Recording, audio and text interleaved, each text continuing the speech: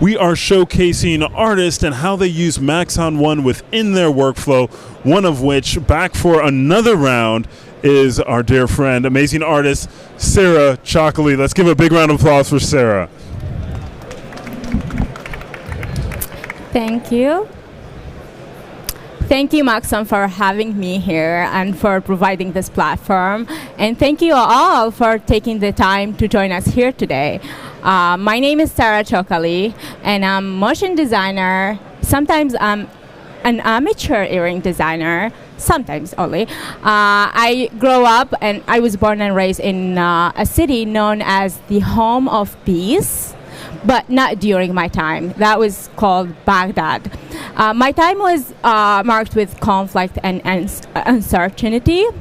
So all these experiences taught me to always seek out for beauty, and found myself imagining beyond my realities, and use art as a way to express as well. So today I'll take you through rendering experiences. So what I'm gonna dive into how I use my photo archives, my camera archive, and utilized it for my passion projects. So when it comes to using during my passion project, I usually don't use mood boards. My process is quite intuitive. I jump into sketching or writing, or sometimes even open the software and start experimenting with it. And this process works well, and unless there is something happened, unless the word is just, there's always something happen that make this very intuitive process way much more challenging. And in order to actually overcome this challenge, I had to create a process for myself that could allow me to be more of a straightforward creative process during such a time. So what I did, I dived into my camera archive and used experiences that I had, a moment that my past myself, the version of my past, took a moment to send it to myself in the future. So I decided to take this moment and appreciate it by recreating it. So when it comes to mood boards for passion projects, I use my own camera archive to use it to fuel my passion project. So every photo is a moment that I wanted to send.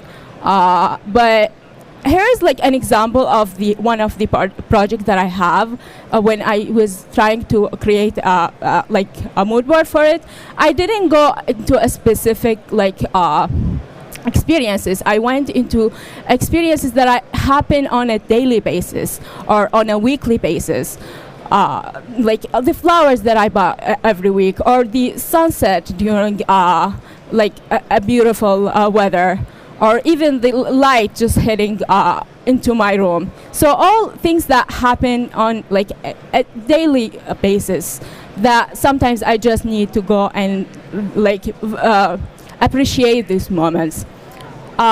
So before I actually select the photos, I always have intention. And if I don't have intention, I try to limit myself with amount of number of photos or a specific experience. That way it will help me to not go and look into thousands of photos and be overwhelmed with the amount of it.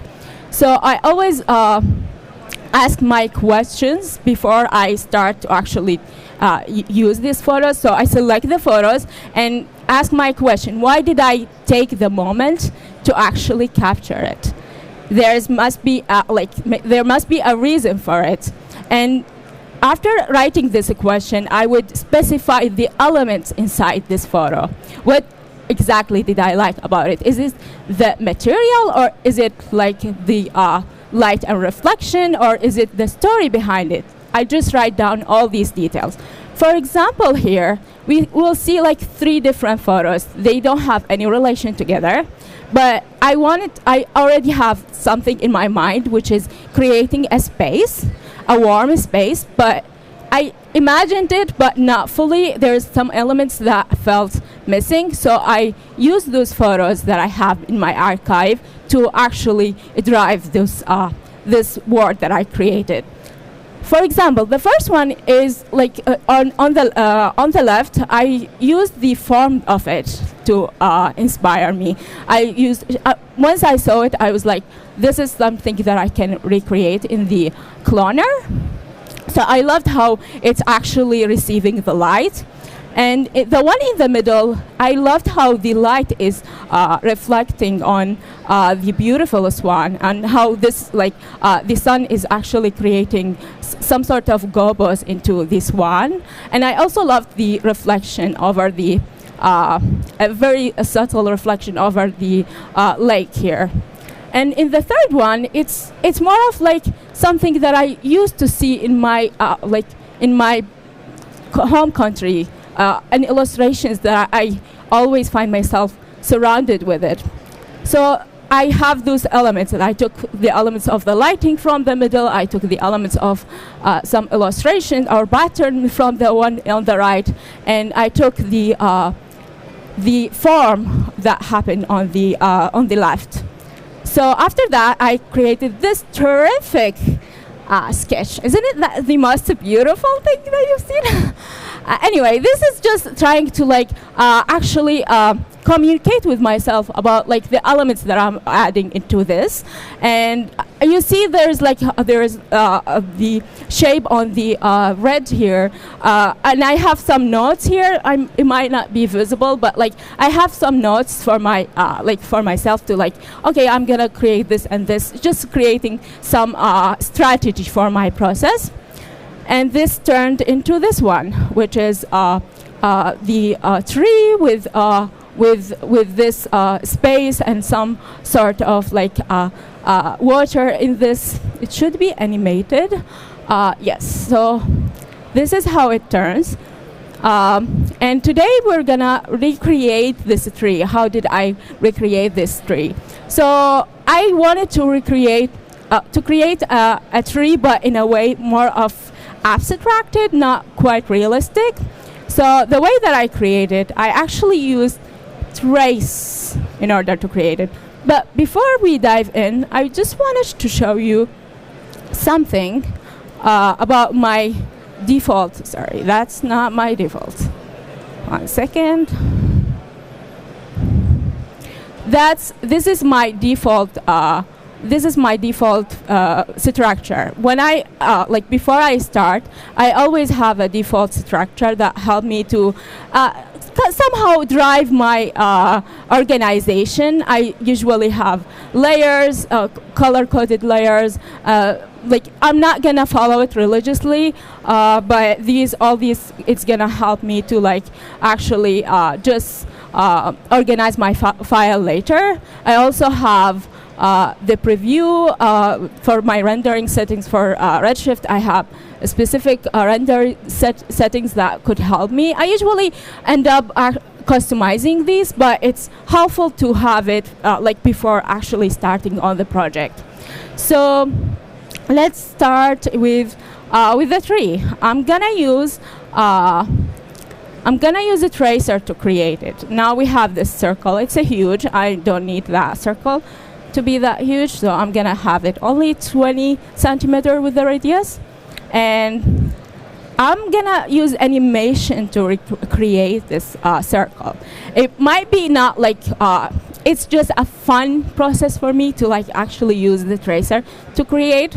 So let's say I have it now on the y-axis, on the xz going forward, and I'm gonna make a tracer here. And in order to actually use a tracer, I usually have it after the object to trace the because Cinema 4D is gonna read it from top to bottom. So this is my circle, and I'm gonna have from 0 to 100. That's the time that I'm gonna use it to create this object.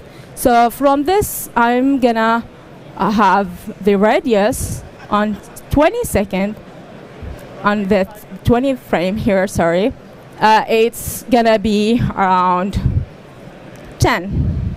So it's gonna go from here to here 10, and I'm gonna have the y as well go from here into like maybe just 5 or 3 centimeters. Not a lot of happening. So if we go here, we see that this is going like this. Now I want like maybe 60 here to go to create the trunk of the tree. So maybe something around 100 here, and that gonna make it the trunk of the tree as we see here. And then in the end, it's an abstract tree, not a realistic one. And then here, I'm gonna have the radius go from 10 into maybe 100, something like that. So if we go here, we see it. Nothing happened because I didn't change the y-axis. I want to change the y-axis as well. So at 60, the y-axis was 100. At 100 frame, I'm gonna add the y-axis to be my around 180 maybe, and see how this is gonna look. Okay, it's almost there. Not really. What I love about this is that I can use I can use this to actually change the way that this happened here, like the way the curve here, by just changing the curve animation. So when it goes like this, it's gonna look maybe something around this could work. Okay, I think it's almost there. So now it looks like a glass. It doesn't look actually like what I intended it to have it. Like I need, because nature is not, there is nothing perfect. The perfect thing about nature is always the imperfection. So I wanted to add some randomness. In order to add randomness, I'm gonna have it only drive the circle. So that's why I'm gonna have it under a group. And then there, I'm gonna use the effector, random effector, to affect the y and to affect the position of those points that creating this trace. So in order to do that, I'm gonna not use the default parameters is 50. I'm not gonna use that. I'm gonna use around 5 here. Y, I'm gonna start with it with 0 because I don't wanna create things with a y here. So here 5, and start with that value. Okay, this I need to restart it. So nothing happened. That because my deformer here it's off. I need to actually drive the points. If I check it on, we were gonna see how this start to actually change. But this line here, I'm not liking it. And this line is actually between 20 and 60. I want to have this line to be a little bit here smaller, so I'm gonna have it on 8 and see how that gonna make it. It's still not what I'm desiring. So another way to do it is actually to change the randomness here. Change it into maybe, let's say, something in the opposite side of it, around this, and see how this is gonna go. It's almost there, but I need to change it again here around this moment and make it way more dramatic in the change. Not way more, it's go from the negative into the positive. Almost there, but the negative, I didn't quite think it was there. So I'm gonna change this into maybe 20 by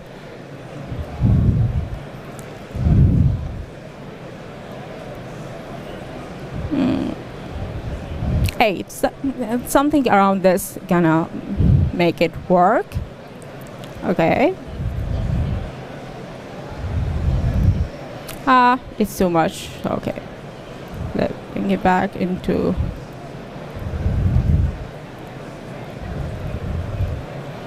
Another thing that I can do is actually rotating this circle in order to give it like this, to prevent those circle moments. So the way to do it is to have like this circle here go from this into maybe just 10 degrees, not that much. And we can see that it's changing the shape of it. So at this moment, it still needs work around this here. And if we go and see where is this happening, it's actually happening between 40 and 20. And I'm gonna change this here into like something around 5. Bring it back to 5 to give it a little bit of 5 was too much. I'm gonna make it 7. Okay, so here it's almost there, but I wanted to have like some moments over there. I need to have like more randomness into it, not this line. At this moment, it does look like lines. So at this moment, I didn't use any Y randomness, and all these moments is after 60. So after 60, I'm gonna say, hey, these have more Y. I'm gonna have it into maybe 20, and let's see how this is gonna go.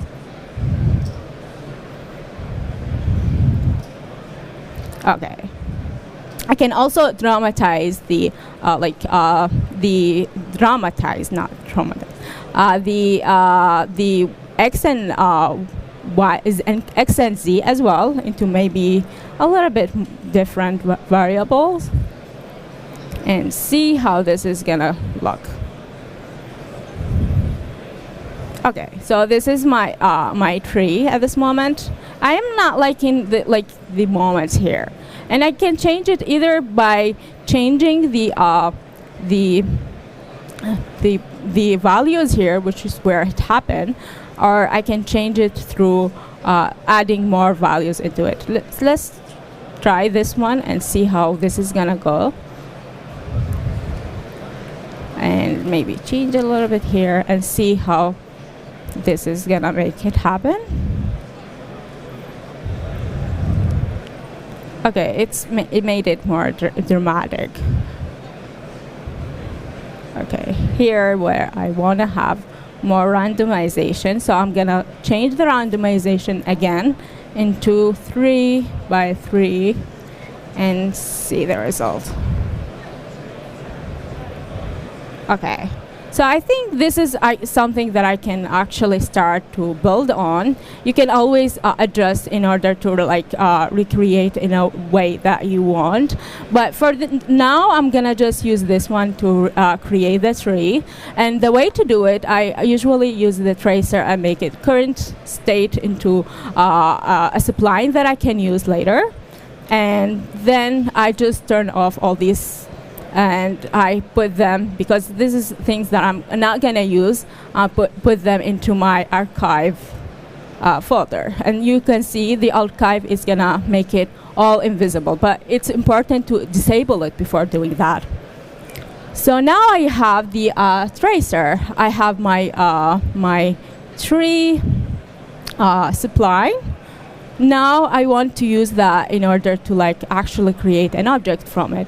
And one way to do it is to actually have the sweep here with the circle and the supply. But this is too much. I only need 1 centimeter here, and this is what I'm one of the things that I would like to have. And now I can always change the spline as well. For example, I use the points, maybe change a little bit here into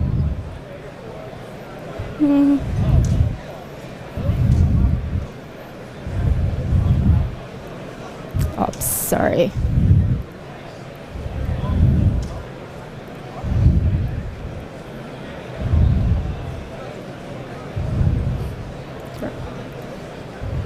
No. Okay. Yeah, I think this is what I'm trying to get. And I can, at this moment, I don't need to change the axis because I'm not going to use this as well as my final result. I'm going to change the caps, however, into subline, and I want to have more of sharp edges over here. So this is what I'm going to use. Maybe I increase that, and then this is the result that I'm having. Usually I don't use this as like my final results because there's those moments that I don't like here. So in order to like actually use it, I use the volume builder. And then in the volume builder, I use the measure as well. And in the measure, usually I put this 1.1 to like make it a little bit less. And here I'm gonna use maybe 0.2. It's telling me that's a lot. So I'm gonna have it maybe 0.4. And there is like some moments here that I like to change. And so I'm gonna use smoother in order to change it and change the parameter of the smooth. This is too much, maybe 0.3. It was the actual answer, yeah. So now it's smooth. I feel like the circle could be a little bit bigger. Something between 1 and 2. Yes. So now it's smooth. I have this tree. Now I want to like actually use it, but I'm not gonna use the volume builder in order to use it. That's gonna be too much. And I also wanna like if we go into NB and see the the amount of polygons, that too much for a tree. So in order to actually use it, I'm gonna have it into current state into an object, and then just disable all these moments here and use my archive to have this just in case I wanna later change it. So I have this here. This is too much. I'm gonna use my remeasure and my remeasure here, and my remeasure is gonna be around 5%. 5% might give me the result that I'm needed here. And this is gonna take a little bit time to actually perform, but this is like one of the things that I would do just to reduce the amount of polygons. Sometimes I do it twice, so I don't need to like actually use all this amount of like, especially for rendering, it's gonna take a while to render. And it's not unnecessary. If there is a little bit of like some moments here there, I could always use smoother in order, the redshift smoother here, the RS object, to actually change it. Usually it doesn't take me that much long, but for some reason it's taking me this long right at this moment. Okay, it's here. Since it's here, I'm just gonna hit C, and now I have it. I usually go into like make it another round of it to like just like not use this anymore, like not to have this amount of polygons anymore.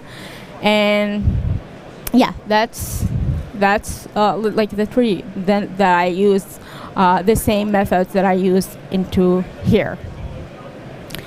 And you always, that's kind of a fun way to render. But let me show you another example, another thing that I found inspiration from my own picture, which is the flowers. What I love about the flowers is the form of it and the variety with the petals that could create totally different renders. So I put this flower, wrote what I love about it, and there's a lot of things to honestly that I have. And then another horrific sketch here with my notes here, but what I'm gonna use in order to do it. And this was the result. And I'm gonna recreate the petals here. How did I recreate the petals? And the way that I did it, I don't want to save this one for now. The way that I did it is I actually created a plane, but this plane is too big, so I'm gonna only have it 10 by 10. And if we hit NB, it's gonna be a lot. So I'm gonna have it only 1 by 1. That's all I need. And then subdivide it maybe into 4 and hit C, because I don't need that anymore. This is gonna be my petal geo. That's not geo. Okay. So I want the petals to be a bit longer on the Z, so I'm gonna just hit Shift and like have it scaled 150, and then this is my geo petal. But how do I want to like when I want to create some sort of like waviness into here? Like if we go see, there is some wavy here. I want to create this, but without like having to use any simulation. The way to do it, I use displacer, and in my displacer I only have it for 2. That's all I need.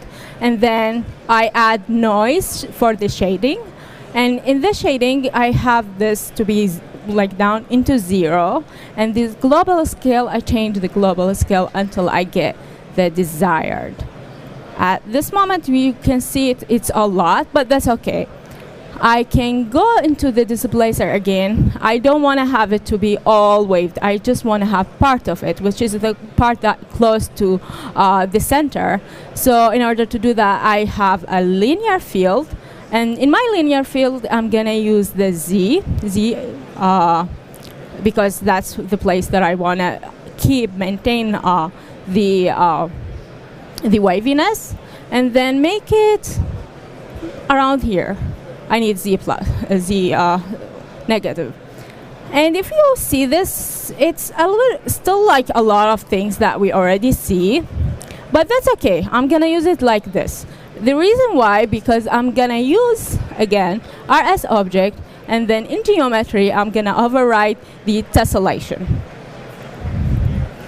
What this allowed me to do is when I go into previewing my RS, I'm gonna see it smooth.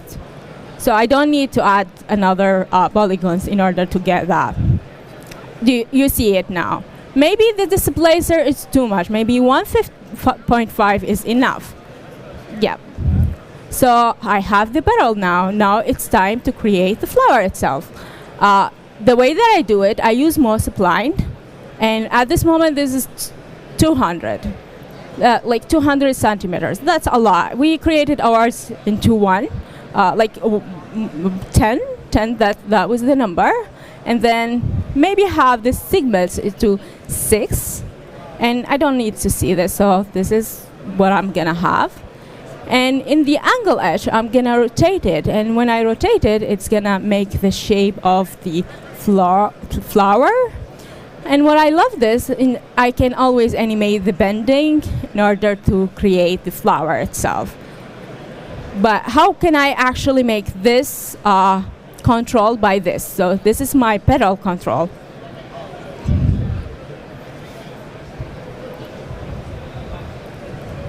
I'm gonna have something called supply wrap. And my supply wrap, I wanted to have it after the displacer. Again, it's reading from top to bottom.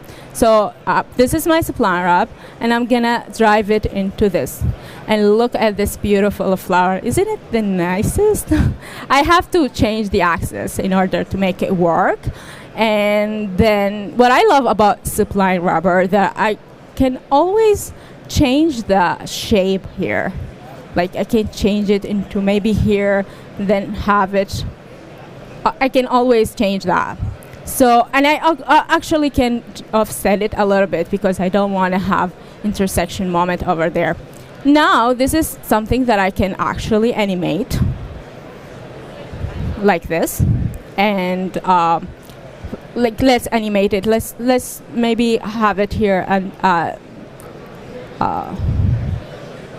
around this, and then have it here maybe around this 100. Okay, so I have this flower opening, but I want to create levels of flowers. The way that I do it, I actually group those into, let's say petal down or bottom,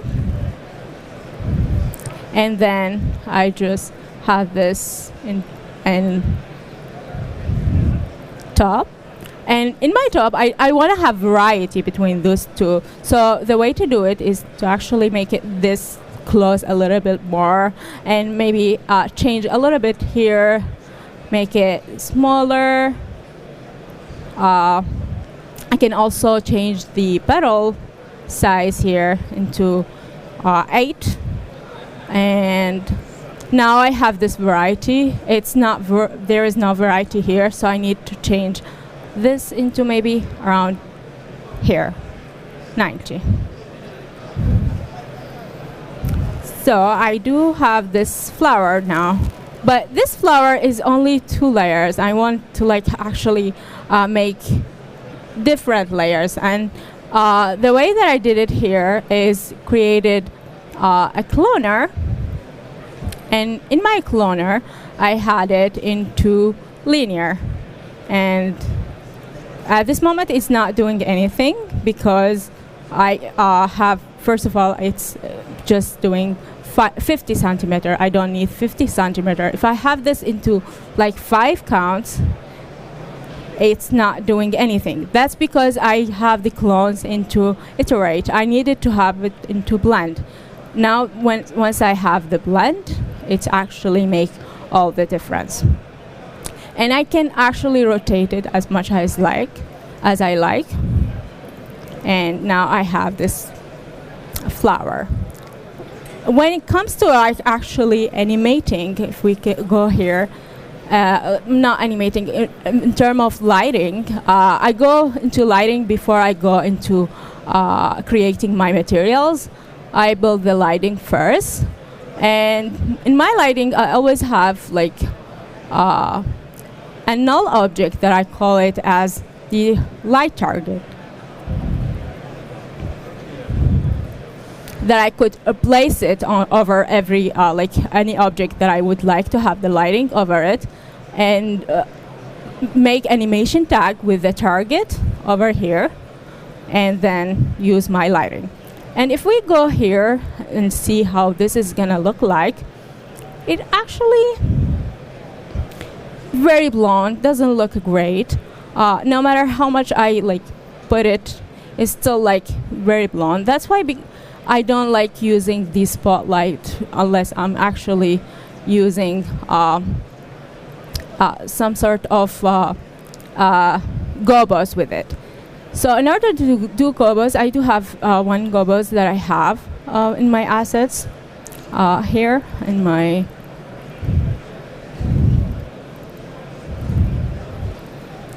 Let's use this one and drive it and see how this is gonna look.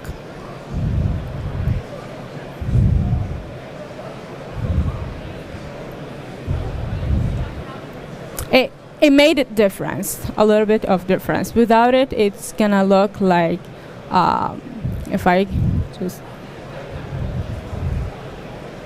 it's gonna look like flat, but now it's a little bit different.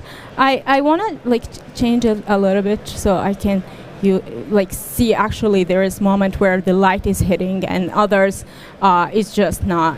I usually love to actually change the softness of this, especially if I want to have ambient moment here. So I do that.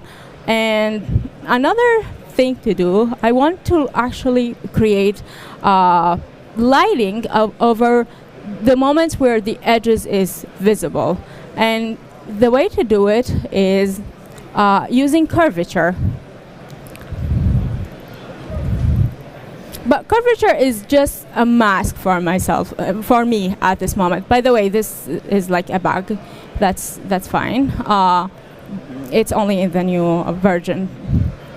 And I use the color layer. I use this as a mask, and I use the color layer. But I also need a color. And my color here is going to be, I'm going to use a symbol ramp. And in my ramp, I wanted to have like maybe this color with a bit of orangey into it and have it as my color.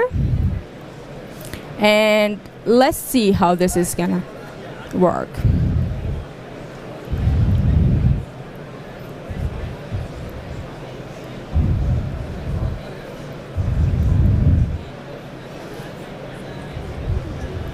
Okay, so at this moment I just connected the color layer just to so I can see the moment where the light is hitting or the color is hitting. At this moment it's not letting, so I want to like actually have this to go into the opacity. Let's just stop this one for now and make this connected to the emission color.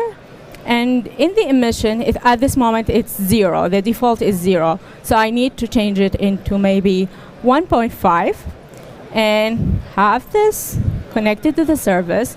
And I want to change the roughness a little bit. Have the color here to be around this color. And then this is too much, maybe a little bit like this. And I also want to have the edges to be faded. So I'm gonna use another ramp. This one is gonna be, I can change it into white, or maybe sometimes I don't need to. But at this moment I like to organize it to know that this is the opacity. So whenever it's white, it's visible and black is not. So this is gonna be my material. Let's see how this is working.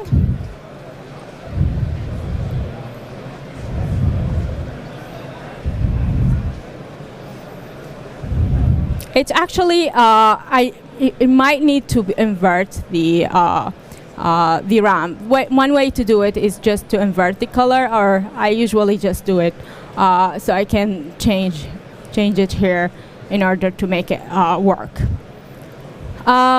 The way that I do the like here at this moment, it's invisible, like nothing over here.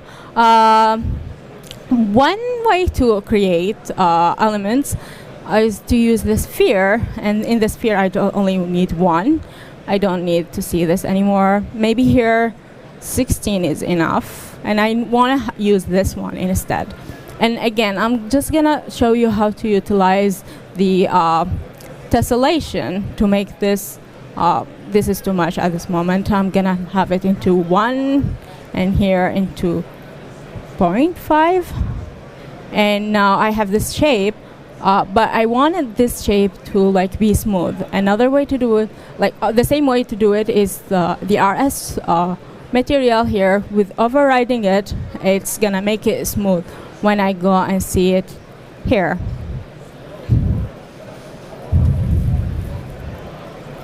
And I can create material for it. Let's say I want this material to be a little bit chromatic, but not too much. I can actually use the film for that and see the results. Don't like this color. Maybe something more complementary with what we're having here, and maybe a little bit of transmission. So in order to like actually, I want to show you how I transform this one into actually make it more cinematic in After Effects. And in order to do that, I'm gonna just show you my After Effects folder.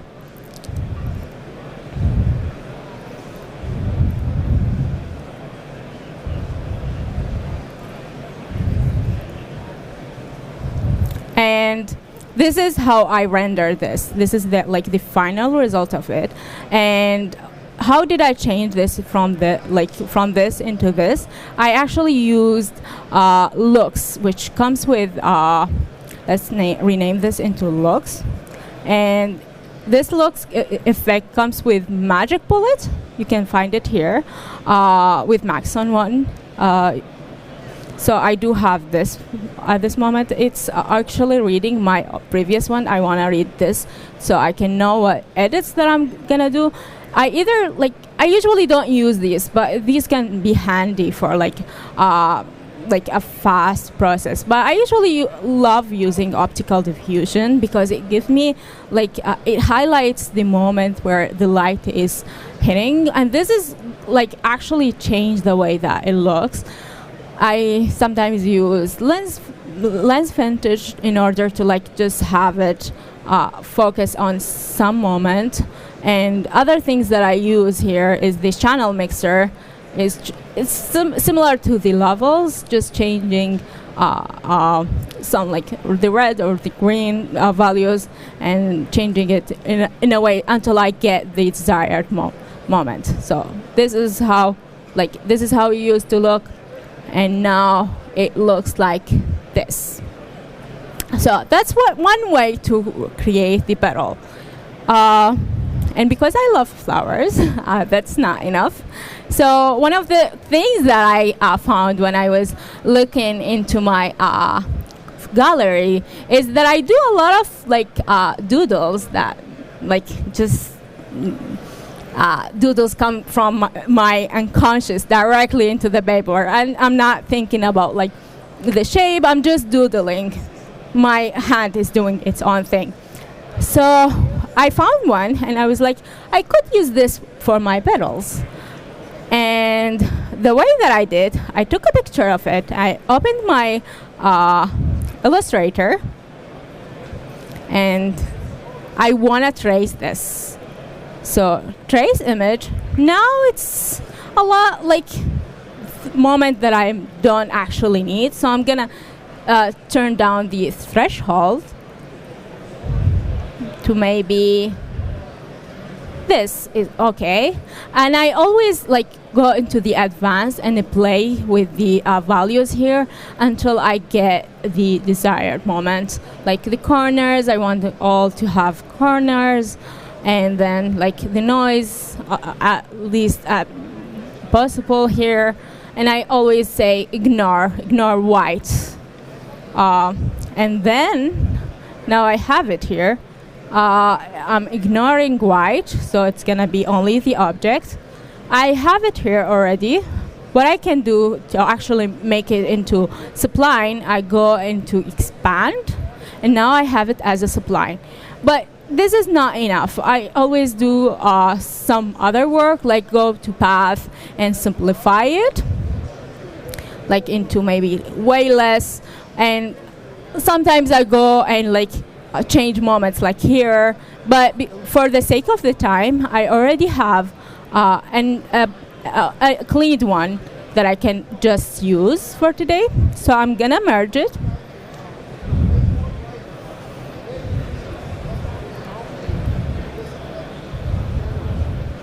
One second, I'm just gonna find my file here.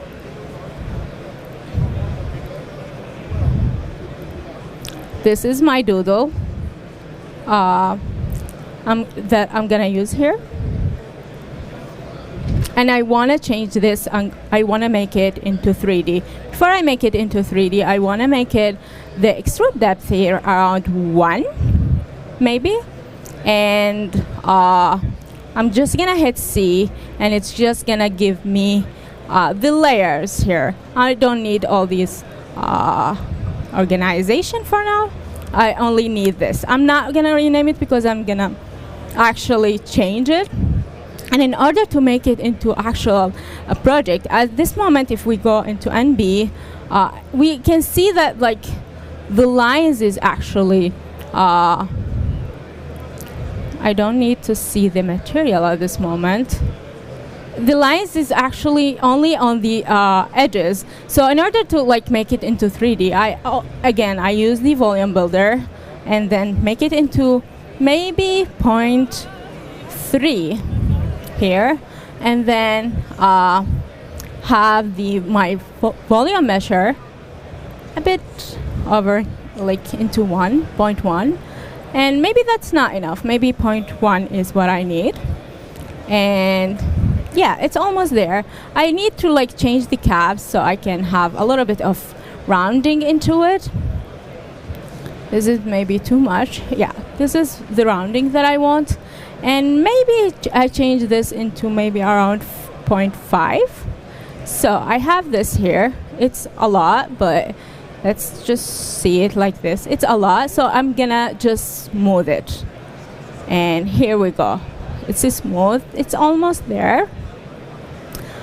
So what I'm gonna do, create current state into an object, and I'm gonna uncheck all these. I'm gonna delete it for now, but usually I just put it into my archive layer.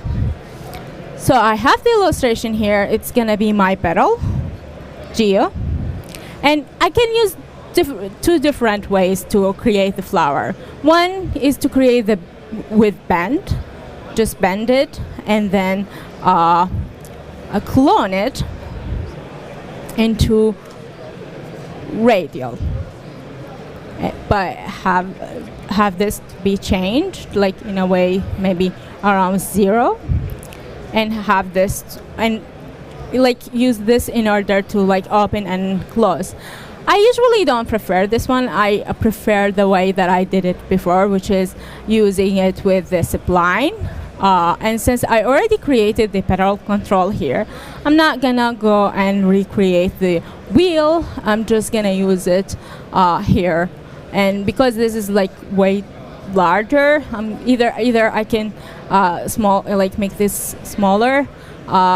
And if I want to like actually make this centered, I go usually to tools to access and center the axis or have it into a different place. So now I want to have it into the center, and now I'm gonna use the spline wrap again and have the petal to go over it. This is not exactly what I want to have. It's maybe around this Y, but it's also doing this moment here, which I'm not quite fan. I can actually make this larger, and it's still having this moment that I'm not liking. And that's what I like about spline wrap, that I can actually go and have a rotation here, maybe into 90, and it's still like making it the shape, almost the shape that I like. I want to make this one maybe into 30. This could be working, and then I can always change the shape of it here and have a lot of control over it, or maybe change it over here. And then I want to have like maybe way much more petals. However, I forgot something. I forgot that my mesh is a lot. I forgot a very important step, which is remeshing my my geo here, and I'm gonna have it until like 5. 5 is gonna give me the result that I actually need, and because that's too much, and sometimes I think here if I go into 2,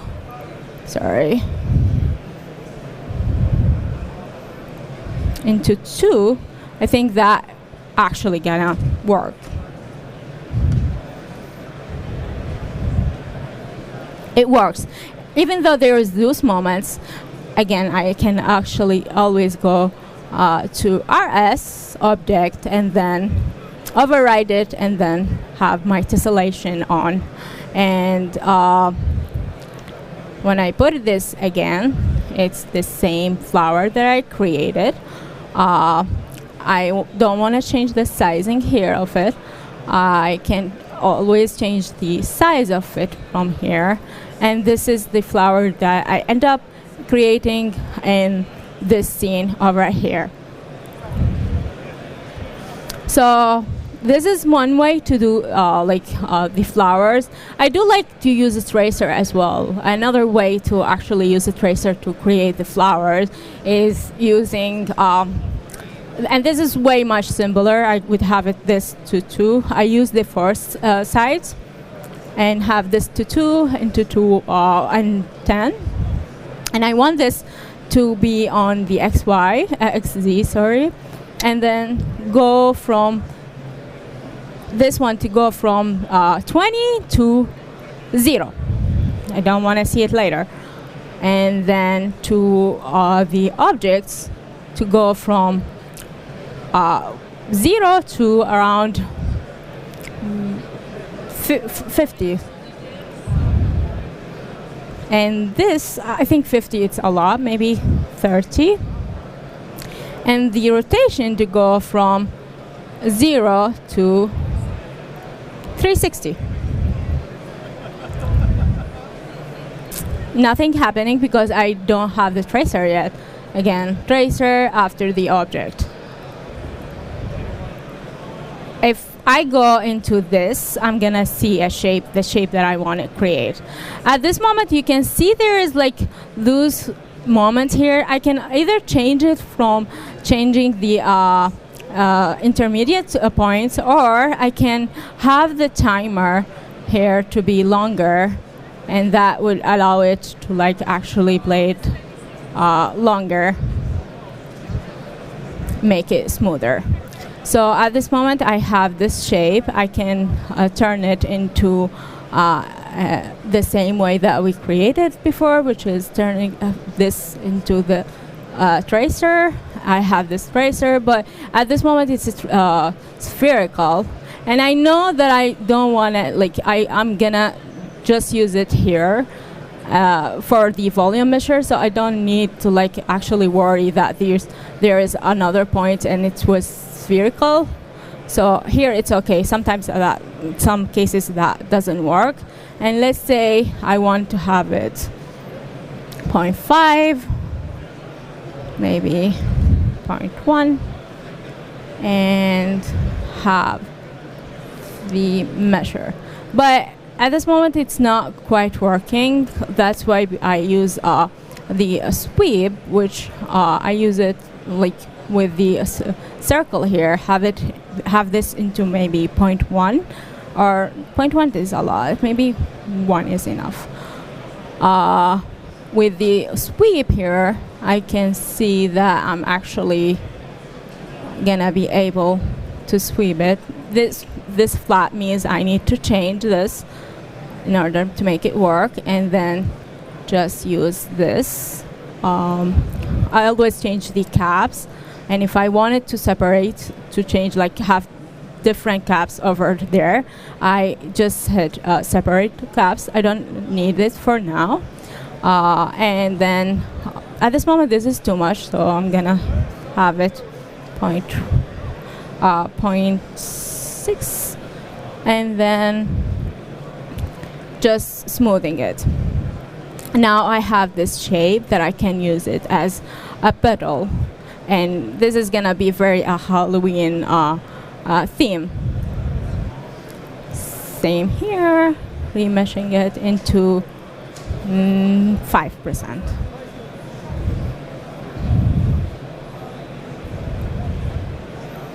And I'm gonna smooth it later, so this is okay.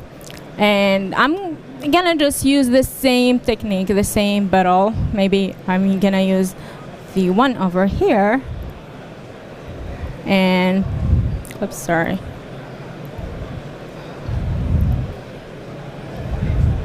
And then just use the sublime rub in order to rub it around my petal here.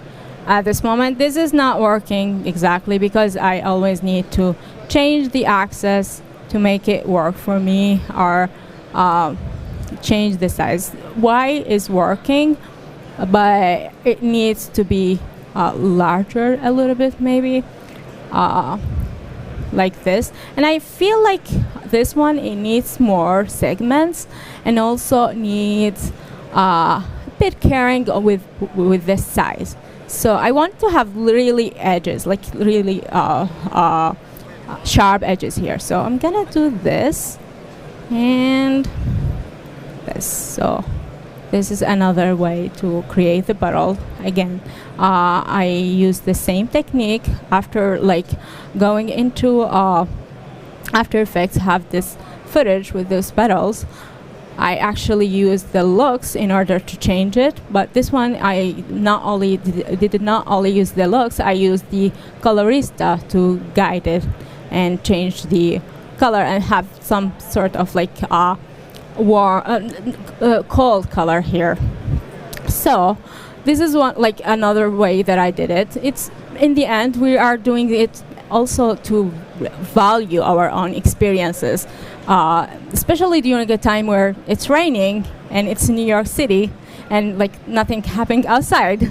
We are in the home, so this is an exercise I usually do during such a time. And again, it's about valuing the moments that happened in the past and the moments where we're actually sending a message to our future self. So thank you very much for joining us here today. It's a great pleasure to be here, and thank you, Maxon, again for providing this platform. Any questions? Awesome. Thank you, Sarah. Thank you so much. We do have time for about 1 or 2 quick questions if you have them. I know that was very thorough, but if you have 1 or 2 questions, we have time. Questions.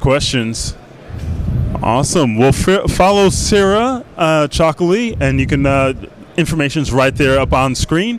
And hang tight. We'll have our next presenter, a very own local presenter here, Joe Herman, up next. So if you're into Fire in Fuego, you're going to want to hang out for that. So see you all after the break.